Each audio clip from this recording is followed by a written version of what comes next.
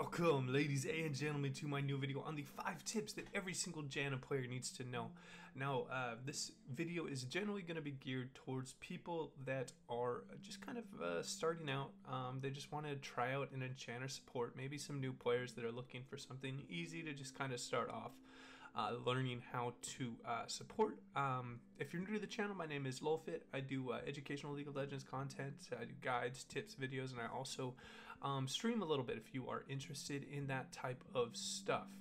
If you're curious about my experience, I have hit diamond several times through different types of support carries. I did a little bit of the Ardent Sensor meta when I was playing Sona and Karma. I've done a bit of AP mages, and I have played a bit of tanks, so I feel like my support knowledge is pretty well rounded, and I have a decent understanding of lane mechanics and what does well into what. So if you have any questions for me, I heavily encourage you to go down to the comments, and I will be able to help you out, or you can join the Discord in the link. There are a bunch of helpful people there, and then also you can live chat with me on there.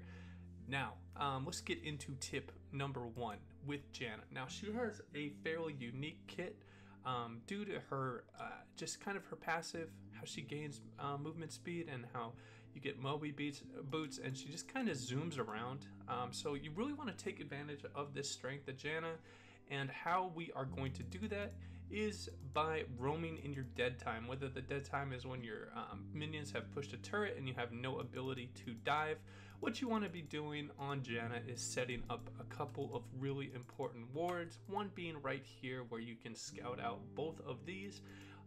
Also just kind of pop anything that is consumable in the enemy's jungle and help your jungle secure Scuttle Crab. Because of your roaming ability and your movement speed, you should be getting there before anyone else is able to. So always look for those really quick short roams to help out your jungle and help out your team with a bunch of vision, and then also getting wards that are gonna see ganks, and then maybe see someone that's trying to take dragon. So really look to take advantage of her movement speed as much as possible. These are a couple of things I heavily recommend you do when you are in laning phase.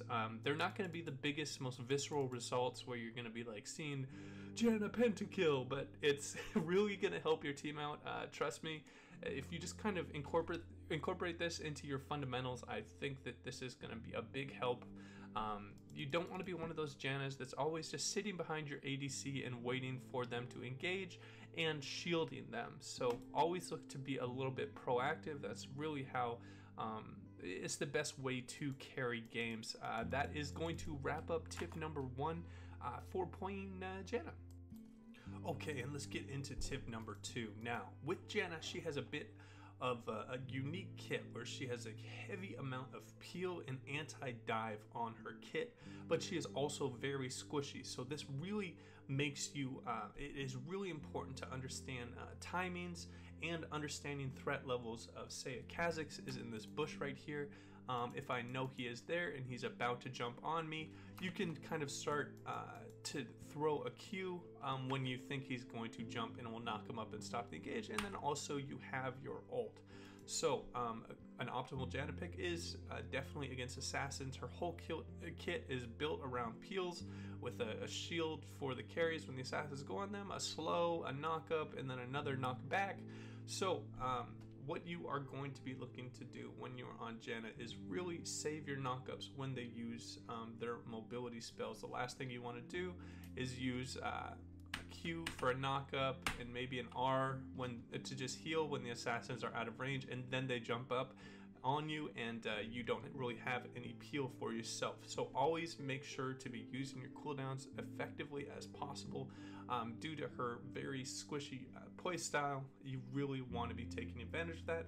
Also, one thing I want to touch on lightly is with her really good movement speed and her ability to peel with the movement speed slow, you always want to be staying pretty much on the outside of your auto attack range when you're in lane and you're just kind of harassing people. Make sure you're taking advantage of your movement speed and long ranges.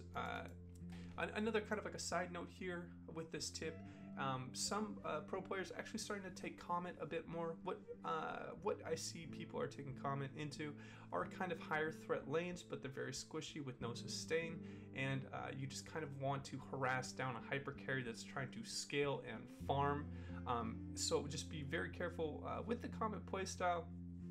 You're not going to be able to auto attack harass melee supports as much, but it's going to be optimal into things like Brand, Zyra, Vel'Koz that are just have a high threat on you, and you can't really stay in position to auto attack and get off a bunch of area procs in the lane phase. And that will wrap up tip number 2 for Janna's kit.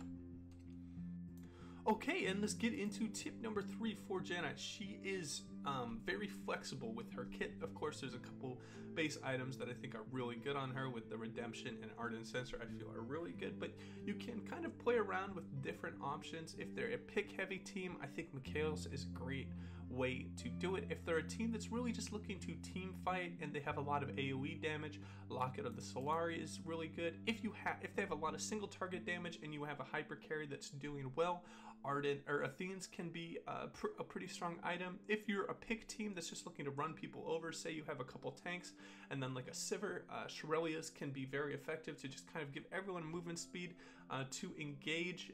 If your team is a little bit pick, you can just amplify that pick potential with Twin Shadows. So always look at what the enemy team is trying to bring to the table, what are their strengths and weaknesses, and then analyze what your team needs to do. Say you have a bunch of early pick, you have like a Pantheon top lane, an Elise in the jungle, a Syndra in the mid lane, and it's just a pick across the board, and like Ashe ADC.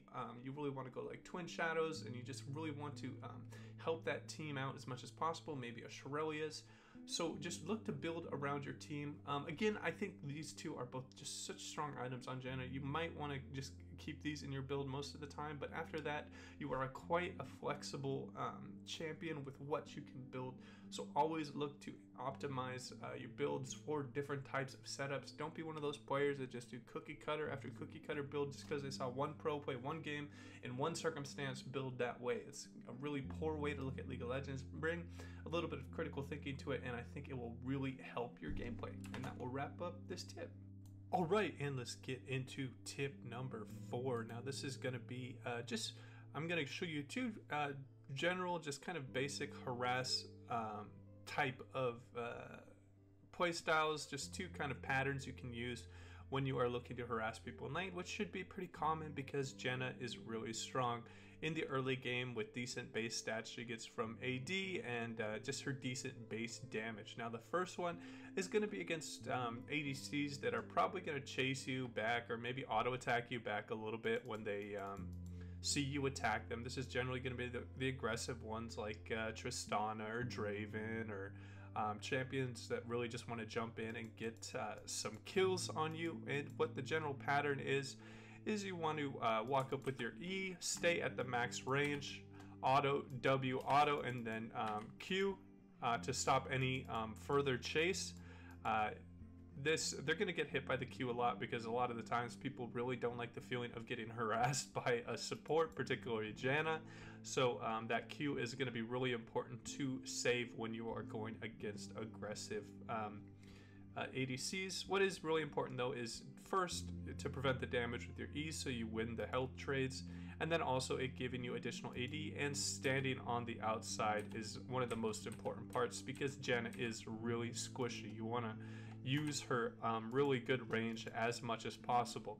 Now the second pattern you can look to use when you are on Janna is just kind of throwing a tornado from a weird spot that they might not be watching, charge up the Q and wait for it to go, knock them up, auto, W auto, and then you're going to have your shield on. Depending on if you're under threat, you can use it to prevent some of the damage after the knockup is done, or if you want to be hyper aggressive, you can put the E on just for the extra AD when they're still being CC'd. So those are kind of the 2 basic patterns I wanted to show you guys. If you have any other ones that you have found particularly useful, I'd love to hear your thoughts, and make sure to comment them down below. And that will wrap up tip number 4. We're just going over a couple different harass patterns. I know there are a few more, but I just wanted to equip you guys with 2 basic decent patterns I found while trading with Janna. All right, and getting into tip number 5, I wanted to talk about kind of her biggest playmaking ability in her ult and her knockback. I recommend you only use this when you are pretty far ahead and you're not under too much threat.